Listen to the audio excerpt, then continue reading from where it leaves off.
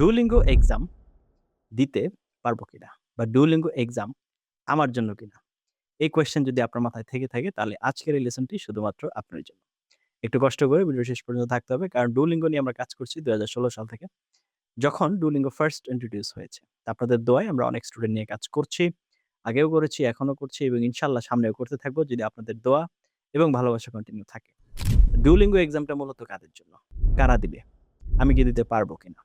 বা আমার কোনো কাজে লাগবে কিনা? আমি কোন দেশে যেতে পারবো? এই ধরনের কোয়েশ্চেন যদি আপনাদের মাথায় থেকে থাকে তাহলে আজকের এই লেসনটি ন্যাচারালি হচ্ছে আপনাদের জন্য। একটু কষ্ট করে ভিডিও শেষ পর্যন্ত থাকতে হবে। Before that welcome to our channel Blueberry BD. Preferably number one platform in Bangladesh for Duolingo preparation. We're trying to make your Duolingo journey easy. Learn Duolingo with fun. That is our motto and following that up. যদি 24/7 আমাদের সাথে connected থেকে Duolingo preparation নিতে চান, please like our Facebook page and join our Facebook group. সেগুলো link video ডেসক্রিপশনে দেওয়া আছে। আর আপনি যদি Duolingo টেস্ট পারচেজ করতে চান, আপনার যদি রেজিস্ট্রেশন করতে হয় অথবা হচ্ছে আপনার প্র্যাকটিস টেস্ট দিতে হয়, প্র্যাকটিস ম্যাটেরিয়ালস এর দরকার, you can contact with us. অথবা আপনি প্র্যাকটিসের জন্য সাবস্ক্রিপশন কিনতে যাচ্ছেন, সেক্ষেত্রেও আপনি আমাদের সাথে যোগাযোগ করতে পারেন। তো চলুন আপনার এই যে কম্পিউটার স্ক্রিনে।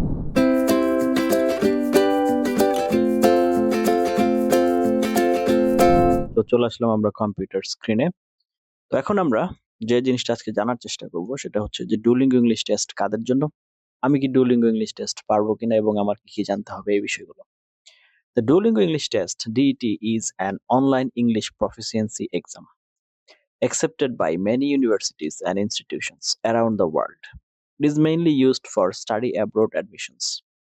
মানে হচ্ছে আপনি দেশের বাইরে যদি পড়াশোনা করতে যেতে চান তার মেজর মানে এটার ব্যবহার হচ্ছে এটা। But it can also be useful for scholarships, visas and employment in some cases. তার মানে এগুলোর যে ব্যবহার একেবারে নেই ব্যাপারটা এমন না। স্কলারশিপস এর ক্ষেত্রে, ভিসাস এর ক্ষেত্রে এবং হচ্ছে আপনার এমপ্লয়মেন্ট এর ক্ষেত্রেও অনেক জায়গাতে এটা ব্যবহার হয় এবং এটা দিন দিন বাড়ছে।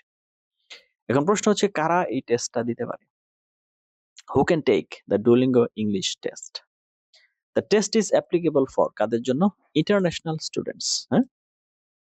Students who want to study in countries like যেমন হচ্ছে আপনি যদি United states, Canada, United kingdom, Australia, Ireland, New Zealand এই কান্ট্রিগুলোতে পড়াশোনা করতে যেতে চান, সেক্ষেত্রে আপনার এটার দরকার হবে। Many universities accept DET instead of IELTS, TOEFL, Pearson যেটাকে আমরা সংক্ষেপে PTE হিসেবে চিনি। তো তার মানে এই বিষয়গুলো ওকে, ঠিক আছে। তাহলে এরপরে কি? Number 2, scholarship applicants. Some scholarship programs accept DET scores as proof of English proficiency.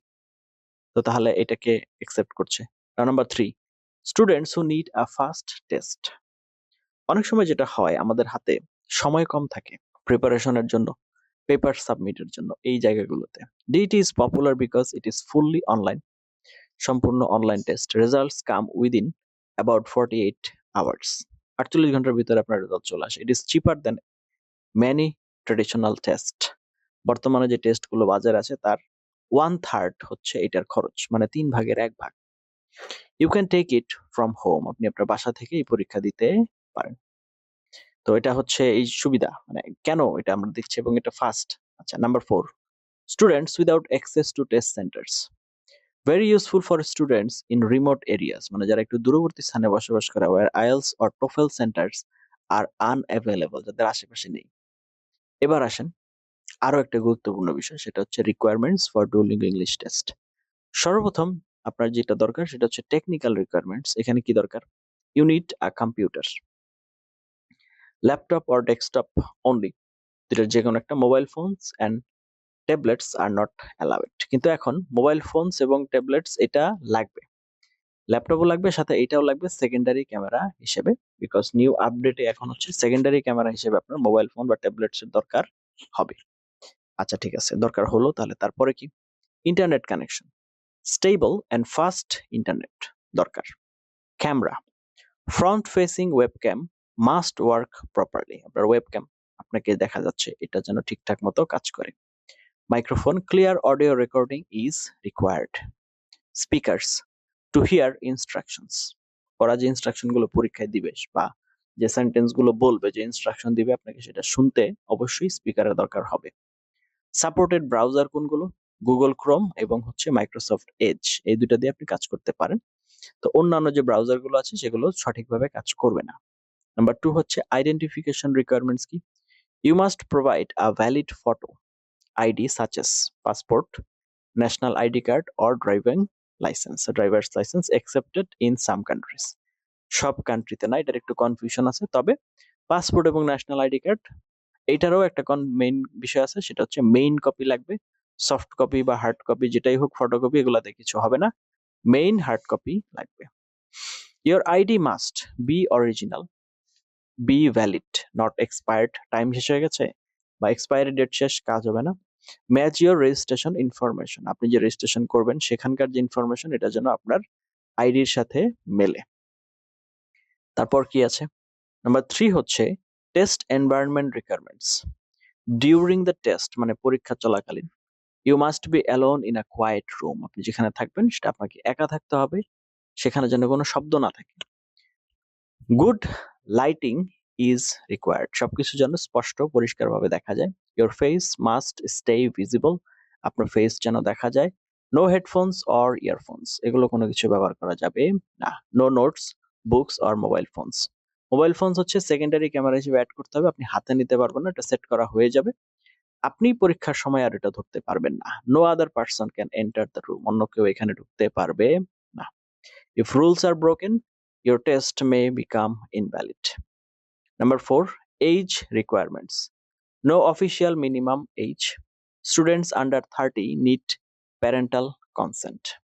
তার মানে হচ্ছে এইটার কোনো নো অফিসিয়াল মিনিমাম এজ, কিন্তু 13 বছরের নিচে হলে বাবা মায়ের হচ্ছে কি লাগবে? অনুমতি লাগবে। Number 5, score requirements. Different universities require different scores. Common score range 85 to 100 basic admission এর জন্য, 105 to 120 good universities, 125 to 40 competitive universities। এই হচ্ছে মোটামুটি একটা রেঞ্জ, এই রেঞ্জেই মোটামুটি এইভাবে আপনাকে অ্যাকসেপ্ট করা হচ্ছে। What skills does DET measure, মানে এই টেস্টে আপনার কোন কোন বিষয়গুলোকে মেজার করা হয়? The test checks reading, writing, listening and speaking. It also measures vocabulary, pronunciation, fluency, grammar. Important features কি? Important features of the DET: test time about 1 hour, result time around 48 hours, test mode online from home, adaptive test, questions change based on your performance, cost usually cheaper than IELTS or TOEFL. তারপরে হচ্ছে common reasons students get invalid scores. Many students fail because of looking away from a screen repeatedly. Screen থেকে বেশি বেশি বারবার বাহিরে তাকানো যাবে না। Poor lighting, background noise, using phones or notes, another person entering room, internet disconnection। এই যে জিনিসগুলো আছে এগুলোর কারণে আপনার স্কোরের সমস্যা হতে পারে। Official website, you can check accepted universities fees and official rules here. এই ওয়েবসাইটে আপনারা হচ্ছে বাকি যা বিষয় সেগুলো আছে এগুলো আপনারা যেয়ে দেখতে পারেন। তো এই বিষয়গুলো আপনার লাগবে। এখন প্রশ্ন হচ্ছে আপনি পারবেন কিনা? হ্যাঁ, আপনি পারবেন।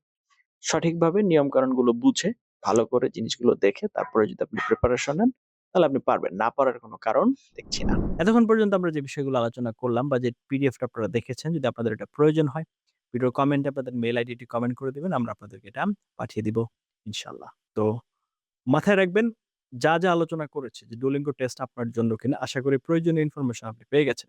তারপরেও যদি কোনো সমস্যা থাকে we are just one comment away from you, আপনাদেরকে একটা কমেন্টের দূরত্বে আছি। আমাদেরকে জানান, আমরা চেষ্টা করব আপনাদের পাশে থাকার জন্য। এদের মধ্যে সাথে ছিলেন তার জন্য অনেক এবং অনেক ধন্যবাদ।